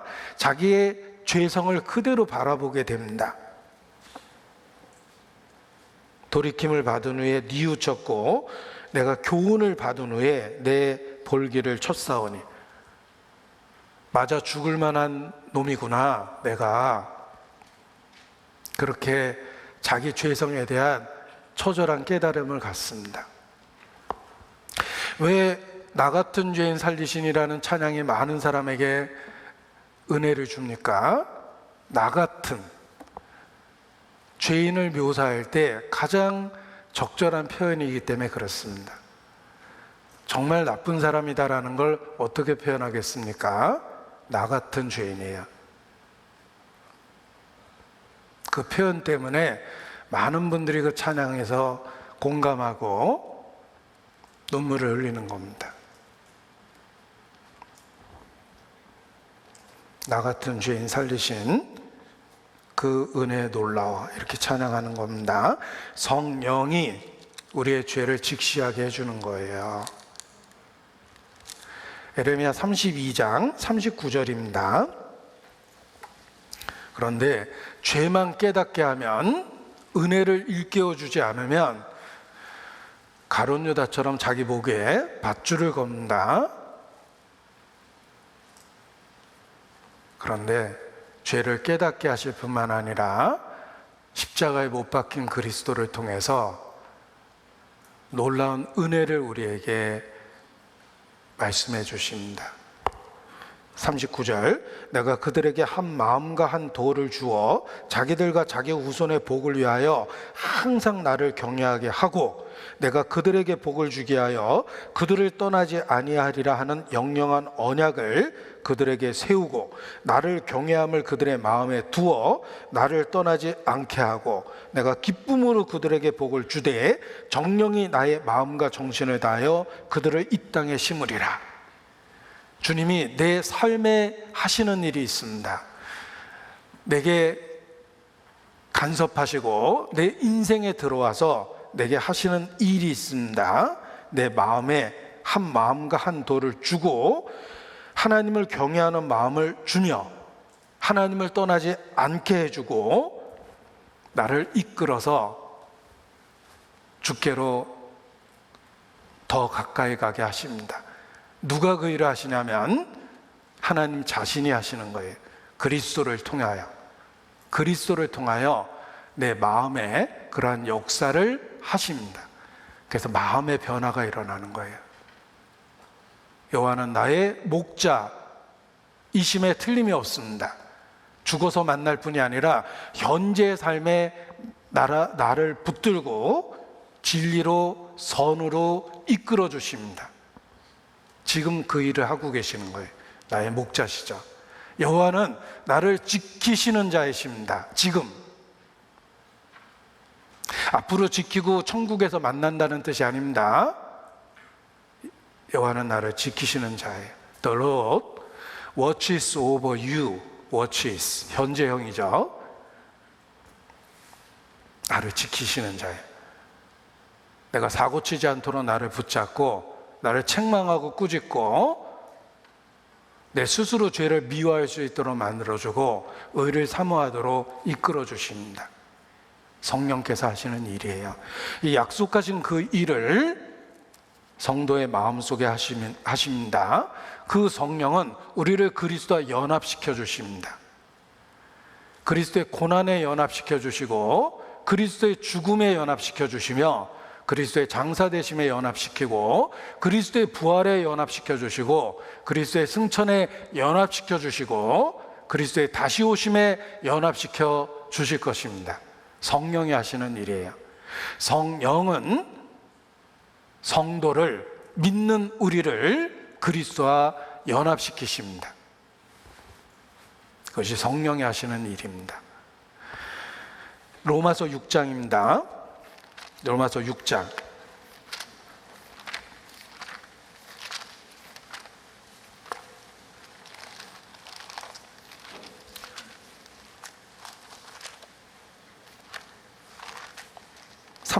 로마서 6장 3절부터 보겠습니다.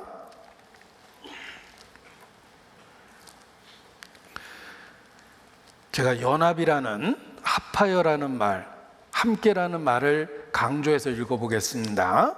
로마서 6장 3절. 무릇 그리스도 예수와 합하여 세례를 받은 우리는 그의 죽으심과 합하여 세례받은 줄 알지 못하느냐. 그러므로 우리가 그의 죽으심과 합하여 세례를 받음으로 그와 함께 장사되었다. 5절. 만일 우리가 그의 죽으심을 본받아 연합한 자가 되었으면 또한 그의 부활을 본받아 연합한 자가 되리라. 6절. 우리가 알거니와 우리 옛사람이 예수와 함께 십자가에 못 박힌 것은 8절 만일 우리가 그리스도와 함께 죽었으면 또한 그와 함께 살 줄을 믿노니. 여기 연합하다, 합하다, 함께라는 말이 끊임없이 반복되고 있다는 거 아십니까? 믿는 우리를 성령께서 그리스도와 분리되지 않게 묶어버리시는 거예요. 그래서 성도가 새로운 정체성을 갖는 겁니다. 이것은 수준 높은 특별한 성도들에게 주는 것이 아니라 믿는 모든 사람에게 주는 것입니다. 그리스도와 일체가 되게 해서 우리를 받아주시는 거예요. 연합했다, 합했다, 함께. 믿는 우리에게 성령이 그러한 일을 하십니다. 그리스도와 묶어서 하나 되게 해버리시는 거예요.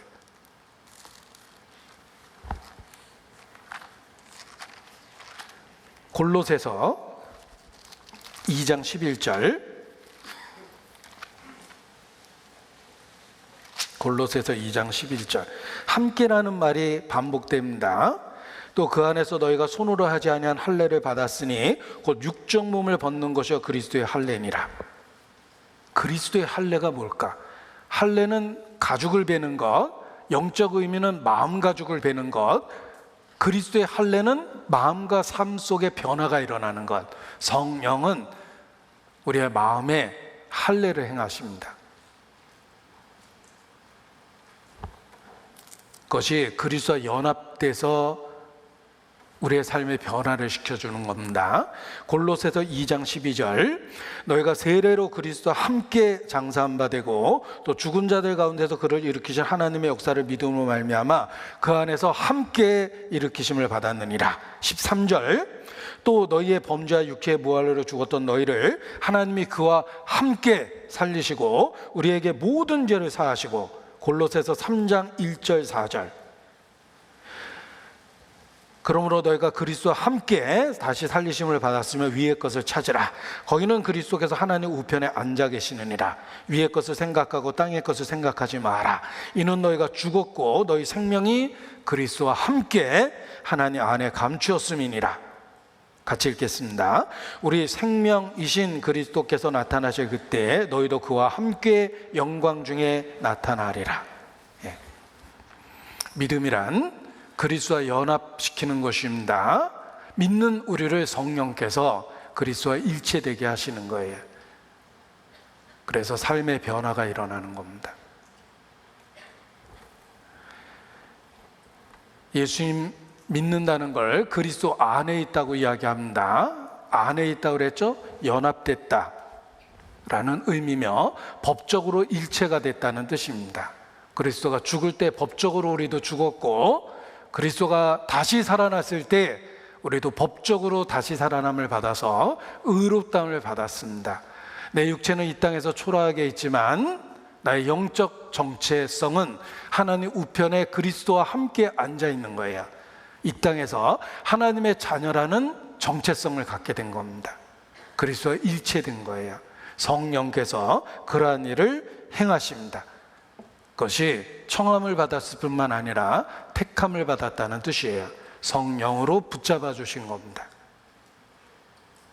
그래서 거듭나야 된다고 이야기하는 겁니다. 사람이 거듭나지 아니하면 하나님 나라를 볼 수 없느니라. 거듭남은 교리나 이론이 아닙니다. 말로만 너에게 이르는 것이 아닙니다. 성령과 능력과 큰 확신으로 된다.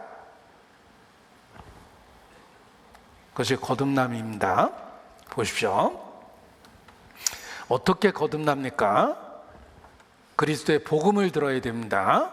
듣고 믿어야 됩니다. 그리고 성령의 인치심이 있습니다. 우리의 오순절, 각각의 오순절이 있어야 돼요. 성령의 역사가 있어야 됩니다. 그래서 내적 변화가 생기고 사랑이 실체가 되는 거예요. 교회는 성령의 오심으로 시작되었고 지금도 교회는 각각에게 성령의 역사가 일어나서 이루어지는 것입니다.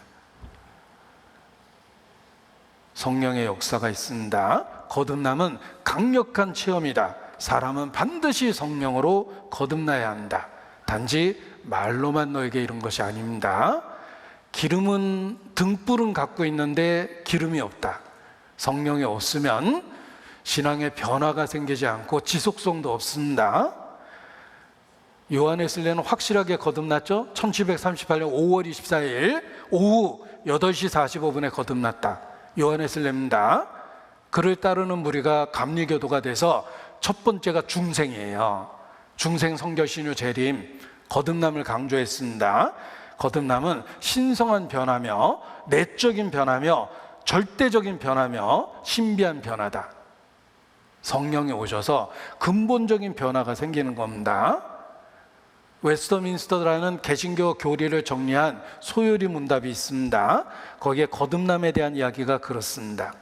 어떻게 우리가 참여자가 됩니까? 그리스도께서 값을 치르신 구속에 예수님은 속죄를 완성했는데 우리가 어떻게 거기에 참여합니까? How are we made partakers of the redemption purchased by Christ? 그대로 번역한 겁니다. 우리가 구속에 참여하게 되는 것은 그리스도께서 값을 치르신 구속을 그의 성령께서 우리에게 효과적으로 적용하신 덕분입니다. 성령이 효과적으로 적용했다.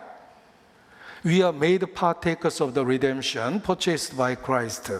질문을 그대로 적었죠? By the effectual application of it to us by His Holy Spirit. 성령에 의해서 effectual application, 효과적인 적용을 했다. 성령이 역사하셔서 그리스도의 구속의 사역이 실제가 되게 했다, 이런 뜻입니다. 성령의 사역을 강조하는 것입니다. 그래서 그리스도와 연합시키고 그리스도와의 사귐을 만들어주는 거예요.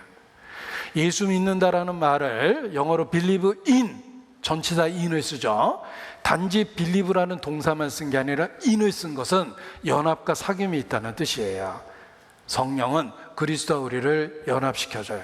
정말 예수님이 죽을 때 나 때문에 죽은 거예요. 저렇게 끔찍하게 죽지 않으면 내 죄가 용서되지 못할 거예요.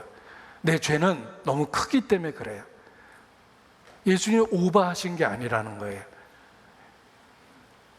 그리고 나의 실상, 죄에 대한 처절한 깨달음이 생길 때마다 그리스도의 끔찍한 십자가가 나 때문이라는 확신이 듭니다. 내 죄값을 정말 갚으신 거예요. 그래서 안락사 당하지 않고 고난을 통한 죽음을 경험하셨던 거예요.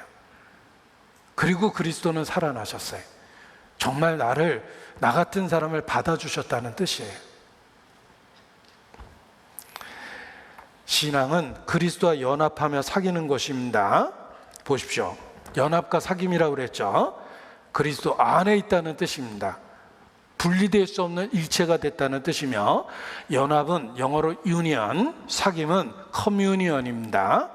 컴은 이게 라틴어에서 유래된 영어 단어인데 뮤니어스라는 영어 단어에서 유래됐습니다. 함께 의무와 짐을 짊어지다, 운명 공동체가 되다. 그게 커뮤니언이에요. 커뮤니언, 사귐. 성령은 그리스도와 우리를 일체로 만들어줍니다. 구원받고 주님을 천국에서 죽어서 만나는 게 아닙니다. 나를 구원해 주신 그날로부터 커뮤니언, 나와 함께 계신다는 뜻이에요. 이것을 가장 잘 설명해 주는 것이 결혼입니다. 부부입니다. 결혼식은 끝이 아닙니다. 사랑의 끝이 아니죠. 진정한 사랑의 시작이에요. 결혼했기 때문에 혼인의 관계가 지속되고 운명 공동체로 살아야 되는 거예요. 그게 결혼의 개념이며 구원의 개념입니다. 구원받았다는 말은 죽어서 예수님 만난다, 천국 간다가 아닙니다. 이 땅에서부터 시작됐다는 거예요. 결혼 생활이. 주님과 연합해서 사귐의 생활이 시작됐다는 뜻입니다. 그것이 신앙생활입니다. 지금부터 영원까지 나의 구주가 되신 거예요. 여호와는 나의 목자십니다. 나에게 부족함이 없습니다. 쉴만한 물가 푸른 초장으로 인도하십니다. 그 신앙 고백의 마지막 구절이 뭡니까? 시편 23편 6절입니다. 시편 23편 6절.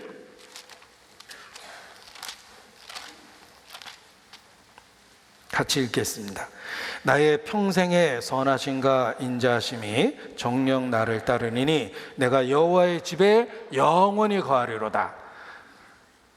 자, 죽어서 천국에서 만나는 예수님뿐만 아니라 현재의 삶에 예수님은 나의 목자십니다. 나의 평생에 지금도 같이 계십니다. 나의 평생에 선하심과 인자하심이 정녕 나를 따르리니, 지금 경험하는 것들입니다. 그리고 내가 여호와의 집에 영원히 거하게 되는 겁니다. 혼인은 운명 공동체의 시작입니다. 이제 혼인 생활이 시작되는 거예요. 결혼식을 통해서. 구원은 시작이며 주님하고의 관계를 만들어줬어요. 내가 너를 씻기지 아니하면 내가 나와 아무 상관이 없느니라. 나를 씻겨주셨습니다. 속죄를 이루어 주셔서 관계가 생긴 거예요. 보라, 내가 세상 끝날까지 너희와 항상 함께하리라. 그날로부터 지금까지 우리를 인도하고 보호하고 계십니다. 주님과의 사귐이 있는 거예요. 시편 121편 8절입니다.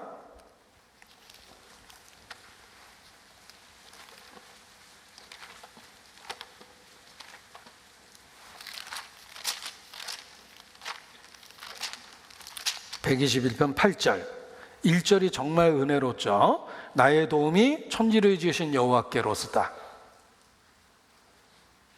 우리에게 얼마나 위로가 됩니까? 천지를 지은 여호와께서 나의 도움이 되셨으니 내가 이 땅에 존재하는 어느 곳에서든지 주의 도우심을 받고 있다는 뜻입니다.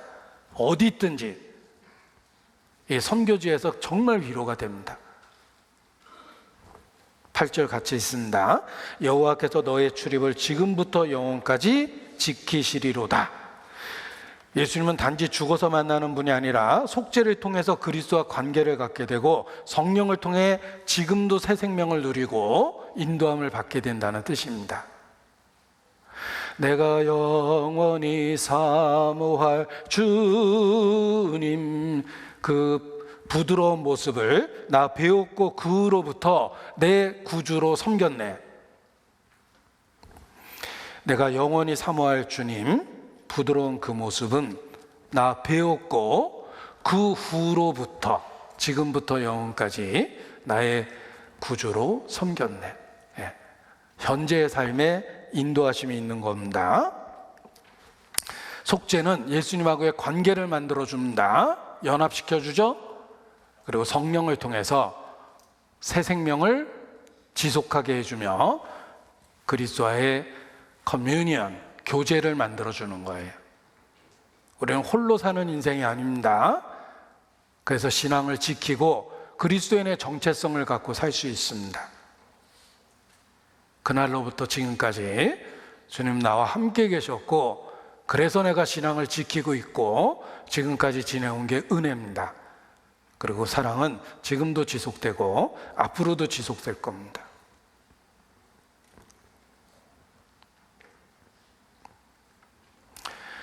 지금부터 이제부터 영원까지 내 구주가 되옵소서.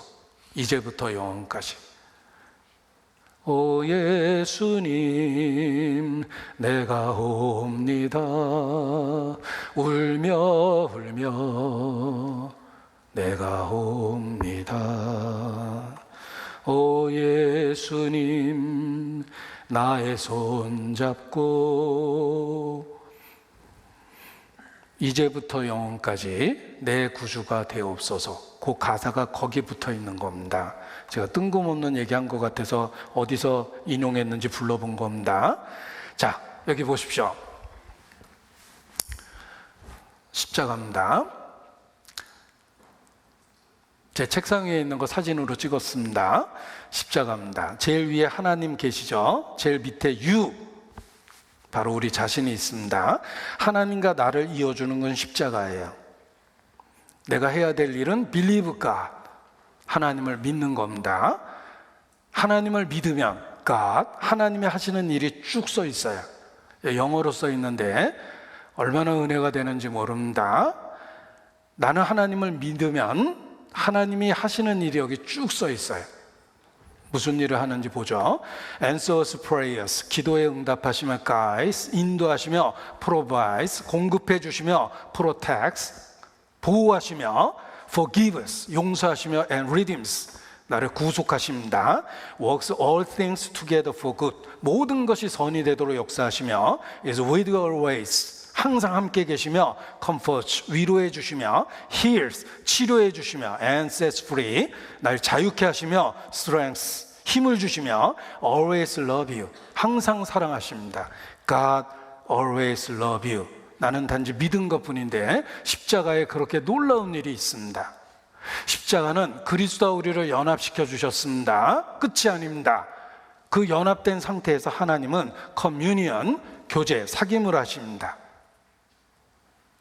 내 인생의 모든 것을 지금부터 영원까지 공급해 주고 계십니다. 그래서 신앙을 지켜주고 주님을 만날 수 있도록 예비시켜주고 필요한 모든 것을 공급해 주는 것입니다.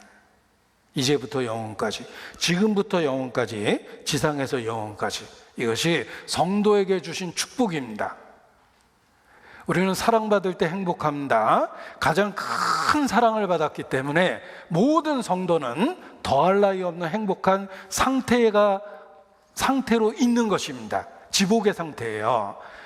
우리 자신이 얼마나 행복한지를 스스로 알고 지내야 됩니다.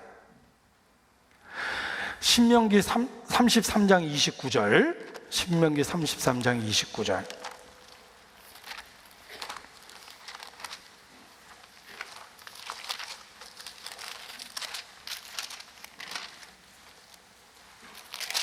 같이 읽습니다. 이스라엘여, 너는 행복자로다. 여호와의 구원을 너같이 얻은 백성이 누구뇨? 그는 너를 돕는 방패시요 너의 영광의 칼이시로다. 내 대적이 내게 복종하리니 내가 그들의 높은 곳을 밟으리로다. 이스라엘이여, 그 축복을 우리에게 주셨습니다. 그리스도 안에서 우리에게 배가시켜 주셨습니다. 너는 행복자로다. 여호와의 구원을 너같이 얻은 백성이 누구뇨? 우리가 더할 나위 없는 행복한 상태라는 거 아셔야 됩니다. 구원 얻은 사람이 누구겠습니까? 그 구원은 죽어서 천국 가는 정도가 아니라 현재 삶에 돕는 방패고 우리를 지키시는 칼 같은 존재로 함께 하신다는 뜻입니다. 그래서 삶이 달라지는 거예요. 너는 행복자입니다. 시편 144편 15절입니다. 시편 144편 15절.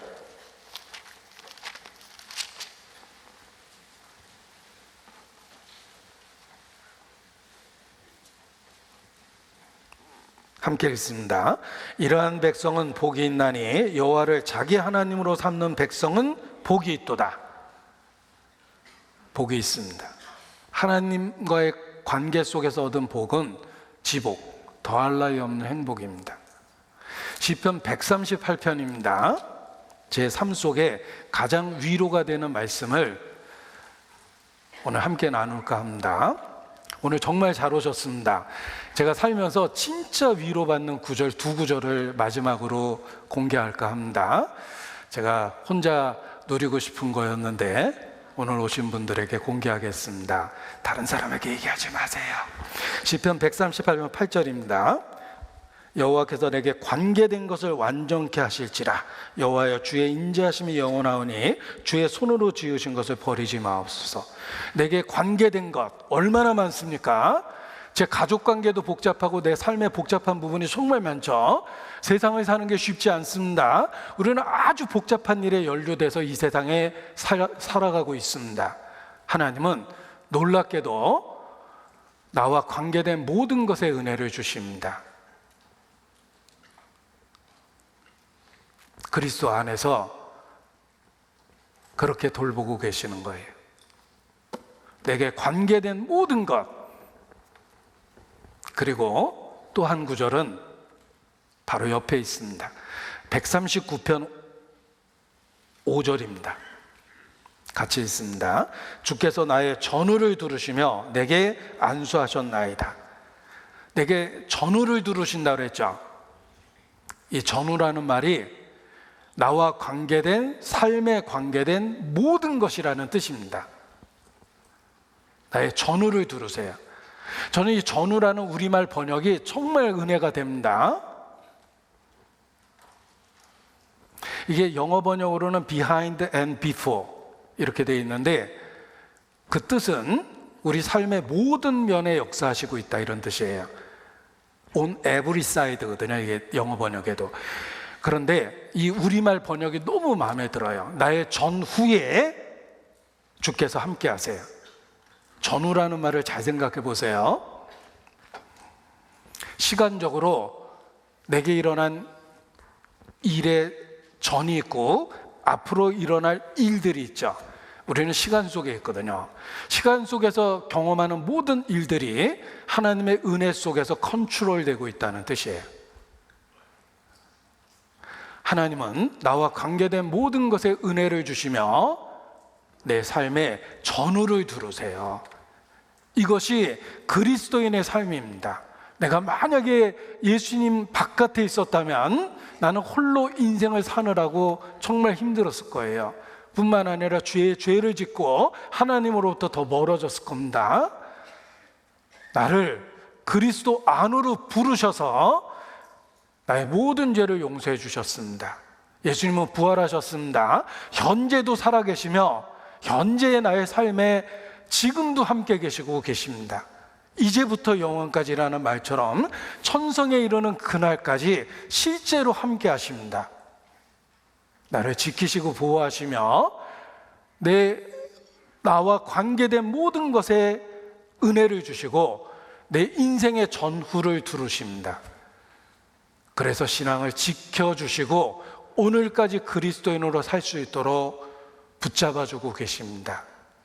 너는 행복자라. 그렇습니다. 그리스도 안에서 우리에게 이러한 복을 주신 것입니다. 그리스도인, 나에게 믿음을 주셨다는 게 얼마나 놀라운 것인지 기억해 보십시오.